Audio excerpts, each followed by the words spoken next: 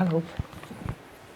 Nah, tadi teman-teman udah lihat kan video barusan?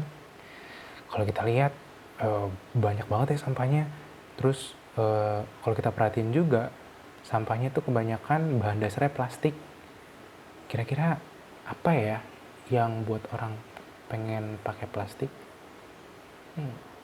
Tapi teman-teman tahu nggak nih, kalau plastik itu merupakan salah satu jenis polimer? Pasti pada belum tahu ya. Nah, di video ini aku akan membahas berbagai jenis polimer yang bisa kita temukan di sekeliling kita, sekitar kita, atau bahkan kita menggunakannya, tapi kita mungkin nggak tahu. Terus aku juga akan bahas mengenai jumlah produksi dan konsumsi plastik atau polimer yang ada di Asia. Tapi kita akan berfokus ke Indonesia, jadi stay tune. Oke, kita akan mulai dari jenis-jenis polimer. Jadi, polimer itu jenisnya ada 7.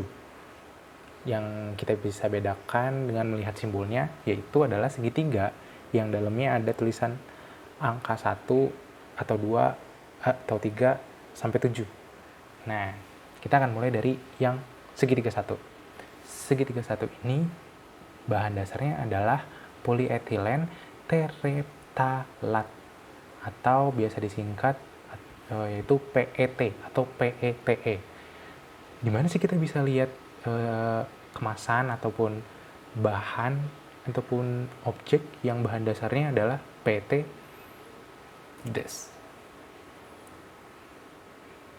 Botol kemasan minuman. Kita bisa lihat di bawahnya itu ada segitiga 1. Mungkin nggak kelihatan dari sini, tapi teman-teman bisa lihat sendiri. Oke, sekarang kita lanjut ke yang kedua. Segitiga 2 ini, itu bahan dasarnya adalah HDPE, atau High Density Polyethylene. Nah, bahan ini cukup aman nih, bisa dipakai untuk beberapa kali.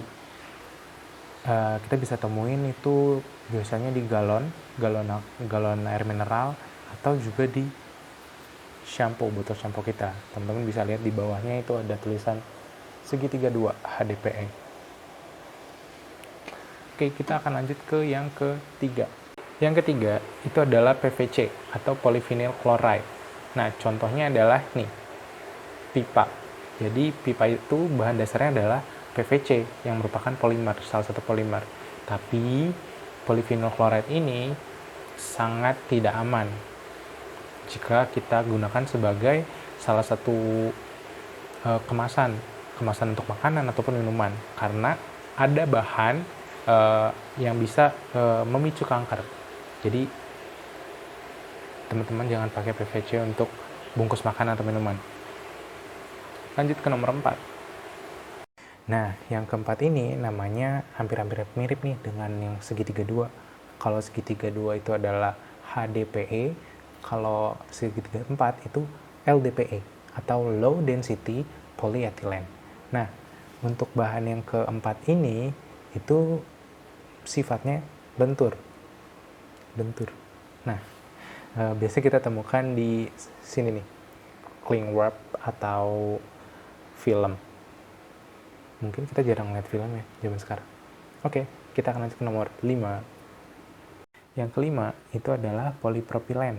Itu merupakan bahan yang paling aman dibandingkan polimer-polimer lainnya. Itu bisa kita temukan di sini, di botol minuman yang merek apa aja sih, itu bisa kita lihat di bawahnya ada tulisan segitiga 5, PP singkatannya. Next ke nomor 6, namanya polisterin atau PS. Nah, mungkin teman-teman sering pakai bahan ini, tapi teman-teman nggak tahu nih bahan ini sebenarnya adalah terbuat dari polisterin, yaitu adalah kemasan-kemasan yang digunakan untuk bungkus makanan di pinggir jalan kayak bubur ayam atau ketoprak atau yang lain-lain. Jadi biasanya orang-orang atau pedagang itu menggunakan styrofoam. Styrofoam ini bahan dasarnya adalah polisterin. Nah, sebenarnya polisterin ini tidak dianjurkan nih untuk dijadikan sebagai kemasan makanan ataupun minuman.